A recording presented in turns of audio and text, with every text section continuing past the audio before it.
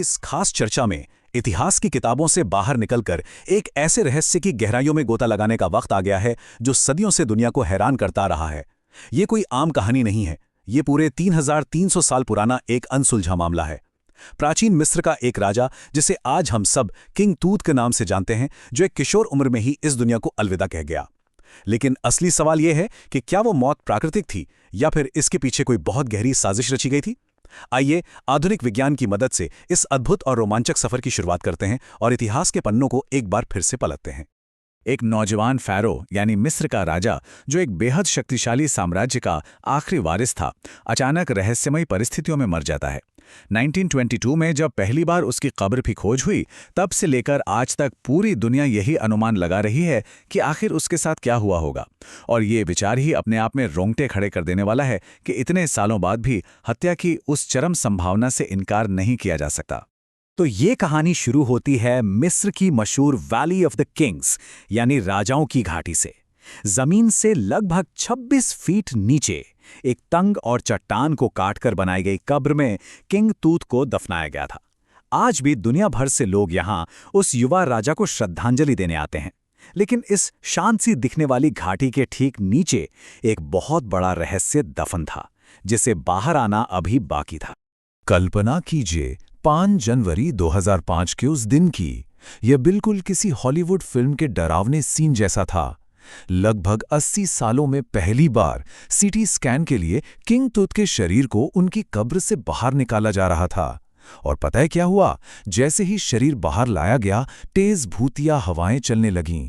रेगिस्तान की धूल ने आसमान को ढक लिया और गहरे काले बादल तारों पर किसी स्लेटी कफन की तरह छा गए। वहां मौजूद लोगों को एक पल के लिए लगने लगा जैसे फ़ारो का श्राप सच साबित हो रहा है। वो श्राप जो कहता है कि जो भी राजा की शांति भंग करेगा, उस पर मौत टूट पड़ेगी। चलिए थोड़ा पीछे चलते हैं। हमारा पहला पड़ाव है 1922 का घटनास्थल, खोज और विनाश।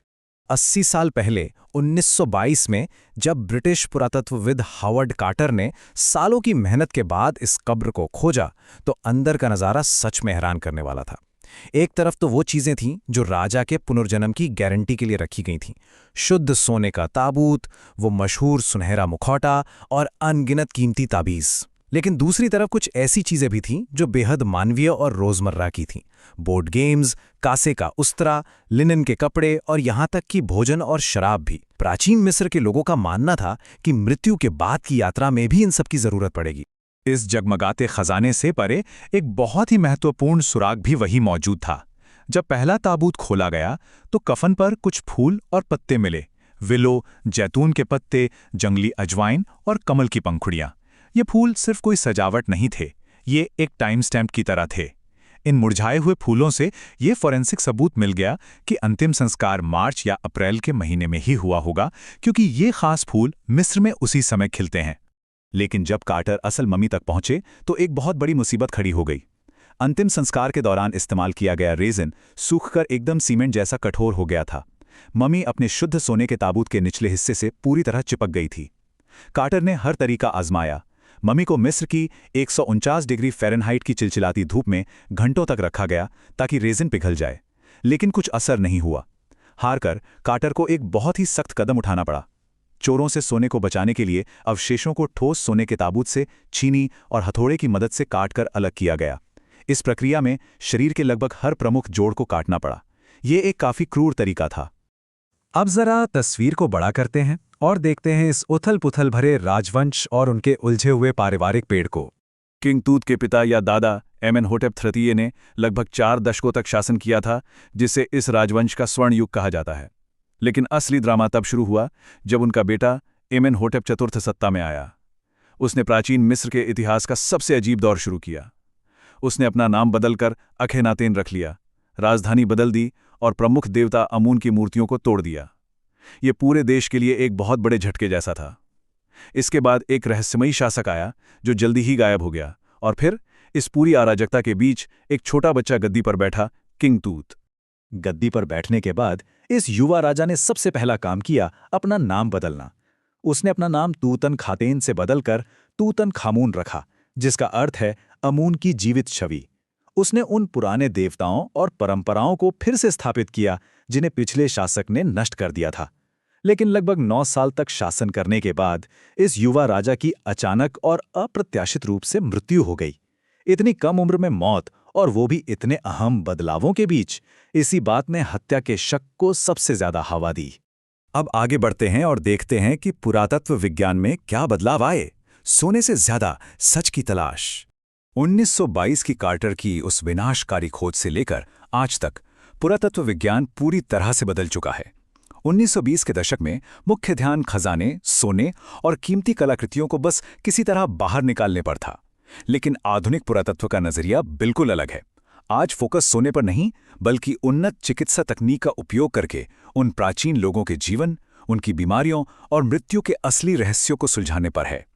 अब उस छेनी और हथौड़े की जगह आधुनिक स्कैनर्स ने ले ली हैं। और विज्ञान की इसी प्रगति का पहला बड़ा परिणाम 1968 में सामने आया। कार्टर की खोज के 40 साल से भी अधिक समय बाद एक ऐसी घटना घटी जिसने इस पूरे मामले की दिशा ही पलट कर रख दी। 1968 में एक एनाटॉमी प्रोफेसर ने इस ममी का एक्सरे किया और एक चौंकाने वाला सच उजागर किया। पता चला कि उस कठोर रेजिन के नीचे किंग तूत की छाती की हड्डी यानी ब्रेस्ट बोन और सामने की पसलियां पूरी तरह से गायब थीं। जरा सोचिए, ये कोई आम बात तो बिल्कुल नहीं थी। क्या युद्ध में कोई चोट लगी थी? क्या किसी दुर्घटना में छाती कुचल गई थी? या फिर क्या ये हत्या का कोई पुख्ता सबूत था? इस एक एक्सरे ने इस 3300 साल पुराने मामले को और भी ज्यादा उलझा दिया।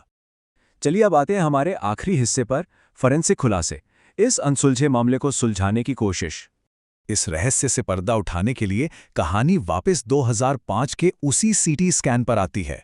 इस काम के लिए जो डेटा इकट्ठा किया गया उसकी मात्रा सचमुच अविश्वसनीय थी।